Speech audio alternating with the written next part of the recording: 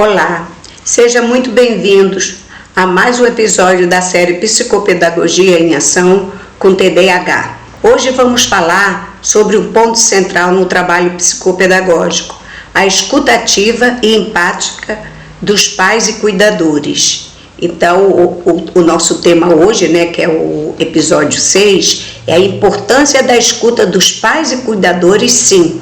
Quando falamos sobre transtorno de déficit de atenção e hiperatividade, que é o TDAH, muito se discute sobre diagnóstico, intervenções e estratégias escolares. Mas nem sempre se fala da escuta, do quanto é essencial dar voz às famílias que convivem diariamente com os desafios e as dúvidas trazidas por esse transtorno. Neste episódio, vamos refletir sobre o papel do psicopedagogo como acolhedor e mediador no processo de escuta e orientação às famílias.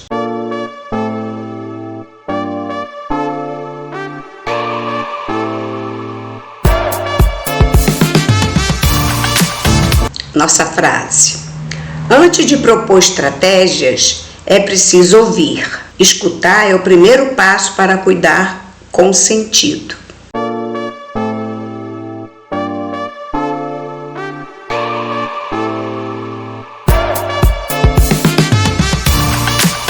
Quais são nossos objetivos com este tema? Reconhecer a importância da escola ativa como parte fundamental da atuação psicopedagógica. Compreender os sentimentos e desafios vivenciados por pais e cuidadores de crianças com TDAH. Identificar como a escuta pode fortalecer o vínculo terapêutico e auxiliar no processo de intervenção. Sugerir práticas de acolhimento e comunicação empática com os familiares. Isto é muito importante.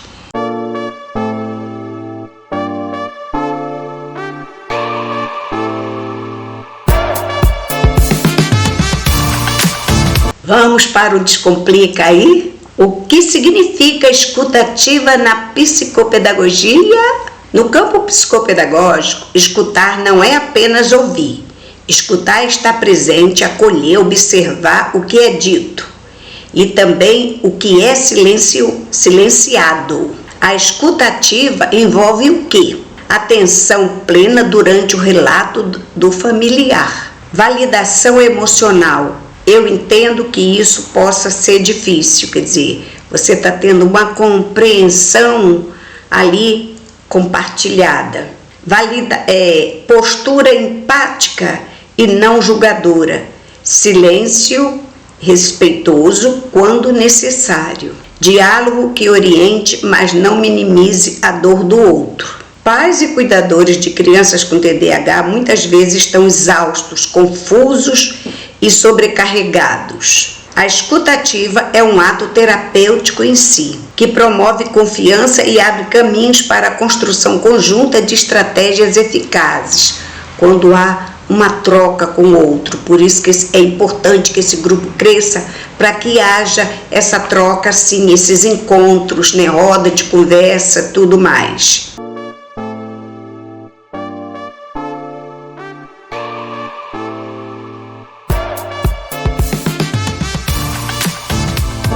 Vamos para os nossos tópicos.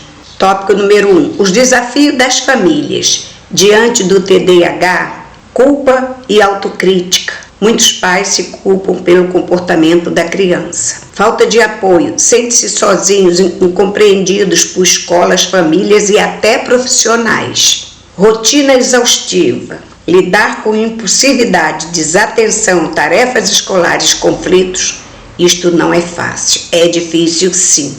Informações desencontradas, internet, opiniões não especializadas, diagnósticos tardios, porque o diagnóstico não é, a gente tem que seguir, Por exemplo, eu já sou veterana nessa área, com 30 anos de experiência em psicopedagogia, é lógico que eu consigo identificar antes das 10 sessões, que são de 8 a 12. Geralmente eu faço 10, mas geralmente eu corto. Sabe? Porque eu já tenho uma experiência, porque os pais ficam angustiados. Então, os pais que não são ouvidos acumulam estresse emocional, o que afeta diretamente a relação com a criança e os profissionais envolvidos. Então aqui eu vou deixar um alerta para os psicopedagogos. Eu pratico dessa forma. Quando eu agendo com o pai para atender a criança, eu não vou atender a primeira criança. O primeiro atendimento é com os pais. É nessa escuta que o que é dito e o que não é dito tem que ser decodificado para um trabalho eficiente. Entenderam? Então a primeira escuta é com esses pais, sim. Tópico 2. O papel do psicopedagogo na escuta e acolhimento. Acolher a dor, as dúvidas e os medos sem julgamento. Identificar o que está por trás das queixas. Ele não faz porque não quer, talvez ele não consiga. Quer dizer, são as frases, né, ditas assim espontaneamente, porque por não terem o conhecimento devido, então busca-se qualquer coisa para desabafar. Essa é a questão, tá? Orientar de forma clara e empática, induzir o TDAH de modo acessível, né? Criar espaços de conversa, encontros periódicos com pais e cuidadores. É isso aqui, esse espaço que eu quero fazer isso. Reconhecer que a família é parte ativa da intervenção, não apenas espectadora. Os pais têm muito a contribuir. Então, numa roda de conversa, numa live, isso é espetacular. Tira dúvida, sim. E de preferência que tenhamos uma equipe para responder. Eu estarei aqui como psicopedagoga, mas eu preciso de outros profissionais me auxiliando para ter resposta. Tópico 3. Fortalecendo vínculos através da escuta.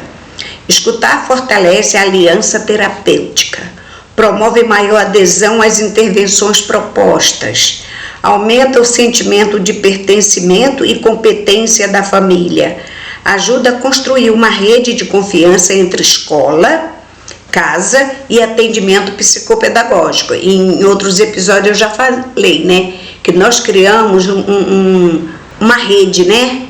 É uma rede. Então, o psicopedagogo pede relatório pro o fono nos pede, a gente pede para os professores, e se for o caso, manda direto para o neuropediatra, porque no final ele pede sim, tá?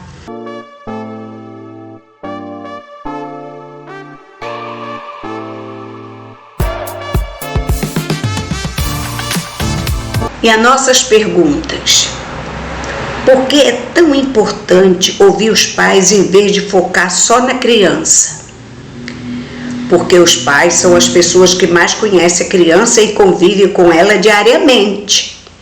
Além disso, suas emoções e comportamentos impactam diretamente na forma como a criança responde a essas intervenções.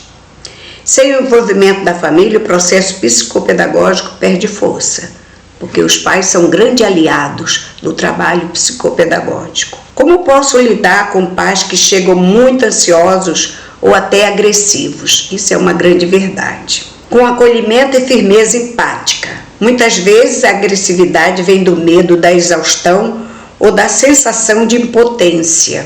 Escutar com calma, validar os sentimentos e mostrar disponibilidade para ajudar já pode desarmar muitas tensões. Inclusive, muitos pais chegam ao nosso consultório com um estado de negação e joga para a mulher, joga para a família da mulher, entendeu?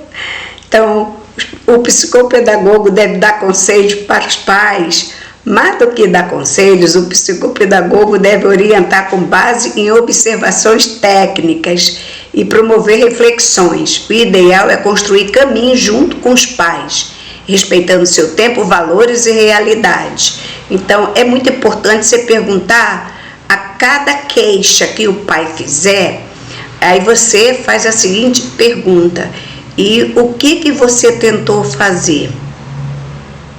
Para dali você partir, entendeu? Porque eles chegam, eles querem ter poder, e tem sobre o seu filho, né? Mas ele não tem esse conhecimento que nós temos. Como diferenciar escuta ativa de passar a mão na cabeça? A escuta ativa é acolhedora, mas não omissa.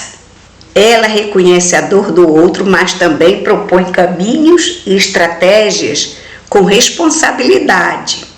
Validar o sofrimento não significa concordar com tudo, mas sim entender para poder intervir com mais eficiência. Às vezes, uma sessão só para atender os pais, para falar dos seus filhos, ainda é pouco. O ideal seria umas 3 sessões, até você engrenar com a criança. Porque, às vezes, os pais estão com tanta exaustão, tanto cansaço, tanta já intolerância, né? Por tanta coisa que é cobrada. A gente fala uma coisa, já tentei. Não, pode até ter tentado, mas não tentou do jeito que nós indicamos, entendeu? Então a gente, às vezes, você está cuidando mais dos pais do que, né? Eu, então, sou psicanalista, então eu vejo isso nitidamente, aquele raio-x que tu faz logo, você já percebe a situação emocional dos pais.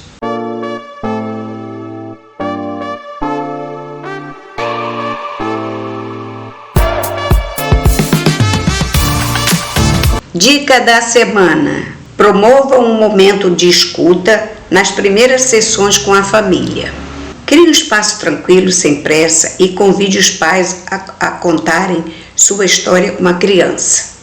Claro, nós temos uma anamnese, a minha anamnese é imensa, porque além do que é pedido, eu acrescento sim questões que cada psicopedagogo deve alterar a seu favor, para poder conhecer melhor a criança. Como vocês perceberam as primeiras dificuldades? O que mais preocupa vocês hoje? O que vocês já tentaram e funcionou ou não funcionou? Aquilo que eu falei, a partir de uma pergunta, né? Para dar validade também à questão que eles se dedicaram, né? Escreva essas informações com carinho. Elas serão essenciais para o plano de intervenção e para a construção de um vínculo sólido. Então os pais vão falando, a gente, claro que nós tem que ser rápido, né? Porque, por exemplo, se eu estou bem lembrada, a minha ficha de anamnese são 6 páginas. E eu ainda fico na escuta daquilo que eu não escrevi. Então eu fico na escuta daquilo que não é dito também, que isso é muito importante.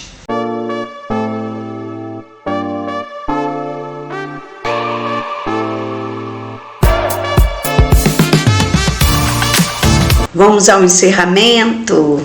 A escuta dos pais e cuidadores não é algo secundário.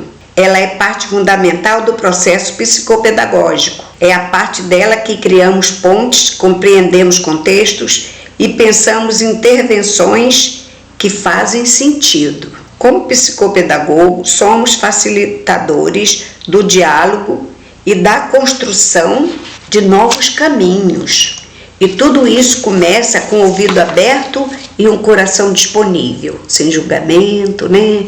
Porque às vezes você escuta tanta coisa, mas não podemos discordar naquele momento. É o momento do pai e ele precisa colocar para fora, porque ele queria era um divã para ele deitar, não é?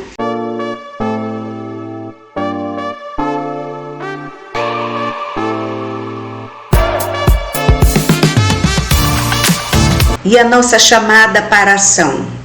Gostou desse episódio? Fez sentido para você? Vai te ajudar em alguma coisa? Entra no nosso grupo, participa, tira dúvida, compartilha com alguém, tá? Com colegas profissionais, professores, todos que trabalham com crianças e os pais também, né? Comente aqui embaixo como costuma realizar encontros com os pais. Qual estratégia usa para uma escuta mais empática? Isso aqui eu já falei com vocês. Então, essa roda de conversa, essa tira dúvida, sabe? Isso é espetacular, essa troca de experiência. Então, participem. Por hoje, eu estou diminuindo para que vocês tenham mais escuta.